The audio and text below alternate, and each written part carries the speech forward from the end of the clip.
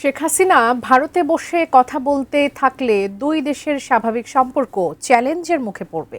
পররাষ্ট্র প্রতিমন্ত্রী শামা ওবায়েদ বলেছেন, এখন ভারতকেই সিদ্ধান্ত নিতে হবে।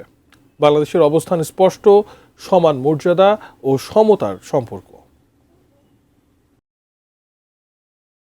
দিল্লিতে foreign correspondent club of south এশিয়ার বুধবারের আয়োজনকে বাংলাদেশ দেখছে সার্বভৌমত্বের উপর আঘাতের চেষ্টা হিসেবে। মানবতাবিরোধী অপরাধের দণ্ডিত ক্ষমতাচ্যুত সাবেক প্রধানমন্ত্রী শেখ হাসিনাকে এভাবে কথা বলতে দেয়া চলতে থাকলে বাংলাদেশ সেটা মোটেই আর স্বাভাবিকভাবে নেবে না বলে পরিষ্কার বার্তা পররাষ্ট্র প্রতিমন্ত্রী শামা ওবায়েদের। আপনারা আমাদের বিবৃতি দেখেছেন, ডিপ্লোম্যাটিক ভাষায় যতটুকু একটি দেশকে বোঝানো যায় সেটা আমরা বলেছি। আমরা চাই ভালো সম্পর্ক থাকুক দুই দেশের জনগণের স্বার্থে, কিন্তু সম্পর্কটা তো হবে সমতার ভিত্তিতে, পারস্পরিক শ্রদ্ধা সম্মানের জায়গা রেখে এবং নিজেদের স্বার্থটাকে বজায় রেখে।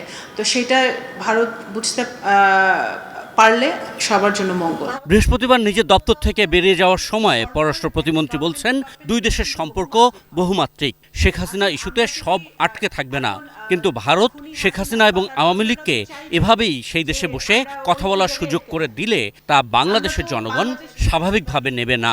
সাজাপ্রাপ্ত আওয়ামী লীগের লোকজন এবং আওয়ামী লীগের প্রধান যদি এই ধরনের ষড়যন্ত্রমূলক কাজকর্ম চালিয়ে যেতে থাকে এবং সেটা যদি ভারত সরকার এখনই বন্ধ না করে, এই মুহূর্তে বন্ধ না করে, তাহলে অবশ্যই সেটা বাংলাদেশের জনগণের জন্য একটা উদ্বেগের জায়গা তৈরি করে। বুধবার দিল্লির আয়োজনে বাংলাদেশ বিরোধী যেসব অভিযোগ তোলা হয়েছে তা আওয়ামী লীগের পুরনো কৌশল বলে উল্লেখ করেন প্রতিমন্ত্রী।